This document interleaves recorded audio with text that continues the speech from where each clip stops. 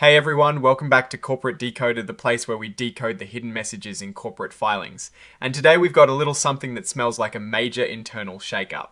Ever wonder what happens when a company sells off a part of itself? Especially when that part includes some legal drama and is being bought by the CEO's own family business. Well, buckle up because CDT Equity Inc. is giving us the full scoop in their latest report.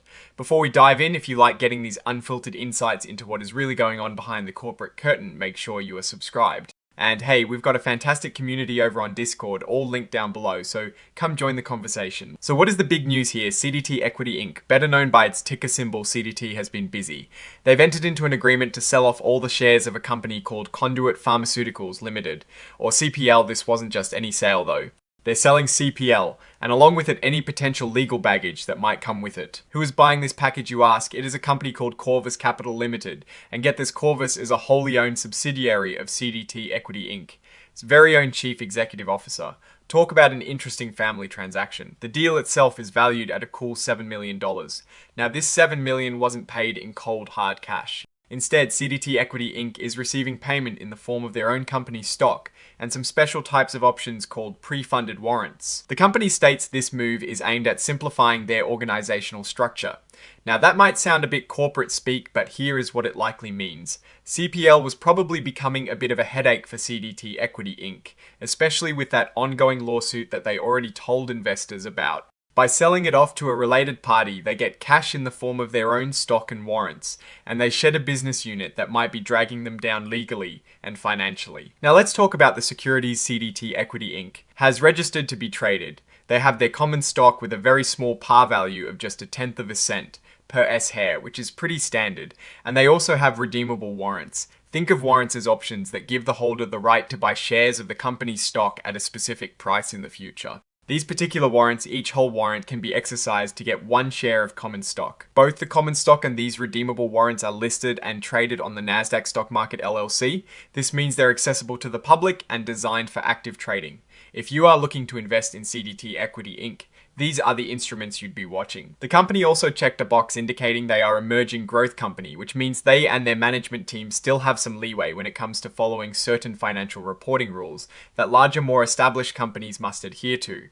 They also elected not to use an extended transition period for new or revised financial accounting standards. This basically means they want to get up to speed with the latest accounting rules right away rather than delaying it. The meat of this filing revolves around this sale and purchase agreement. It details the transaction where CDT Equity Inc. is selling all the shares of CPL to Corvus.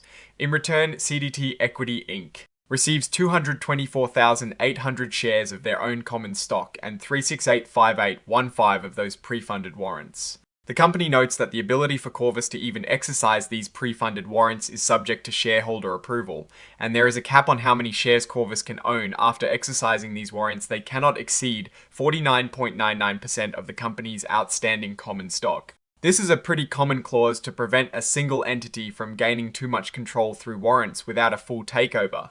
They've also agreed to file a resale registration statement so that Corvus can resell these shares they are receiving if they choose to. This basically means they are making it legal for Corvus to sell these shares on the open market. The filing also points out that these pre-funded warrants and the main sale agreement are attached as exhibits. It is important to note that the description provided here is just a summary, and the actual agreements are much more detailed. These agreements contain standard promises and guarantees from CDT Equity Inc. But these are typically made for the benefit of the parties involved and might have specific dates and limitations. Now, this next part is crucial. The company issued these CDT shares and the pre-funded warrant shares under an exemption from the usual registration rules for securities.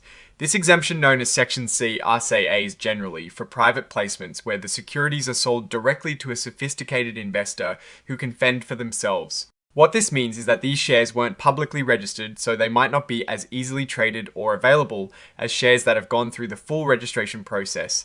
They probably can't be offered or sold to the general public in the US without proper registration or another exemption. And finally, in the exhibits section, they've listed the key documents. We have Exhibit 10-1小时 I-Chi is the actual pre-funded warrant agreement, and Exhibit 10-1小时 I-Chi is the sale and purchase agreement. And of course, there is Exhibit 101小时 IT is the interactive data file for the cover page. Alright, let's put on our analyst hats and see what this all means. On the surface, CDT Equity Inc. is divesting a subsidiary that is entangled in litigation, which is generally a good sign for risk reduction. They are getting $7 million worth of value, albeit in their own stock and warrants from a related party. This implies a desire to clean up the balance sheet. However, the fact that they are heavily relying on their own stock and warrants for payment means that the actual cash inflow isn't immediate and its value is tied to the company's own future stock performance. The sale of CPL to the CEO's subsidiary, while technically allowed and perhaps structured to simplify things, will certainly raise eyebrows.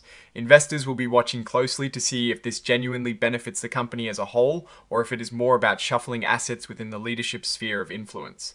The reliance on Section C, A4 issuing these shares also signals a move away from broad public offerings towards more direct placements, which can be fine, but it does limit immediate liquidity for these newly issued securities.